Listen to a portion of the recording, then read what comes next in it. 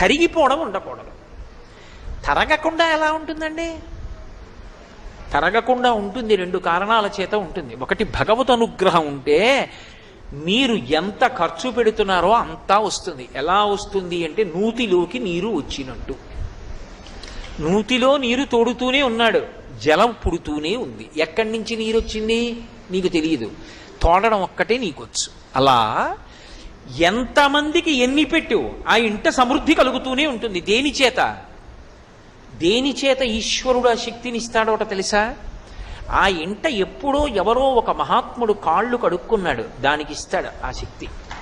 కాళ్ళు కడగడం అన్న మాట అర్థం ఏంటో తెలుసా? అందుకే ఒక మాట అడుగుతారు, మీ ఇంట పెద్దలు ఎవరైనా కాళ్ళు కడిగారా అంటారు. పెద్దలు కాళ్ళు కడుగుతా అన్న మాటకు అర్థం ఏంటంటే బురదంటుకుందని కడుక్కోవడం కాదు. అన్నం తింటే వాళ్ళ ఇంట్లో, భోజనం చేస్తే వాళ్ళ ఇంట్లో కాళ్ళు కడుక్కుని వెళ్ళిపోతారు. అసలు ఎప్పుడు భోజనం చేసినా కాళ్ళు కడుక్కోవాలి.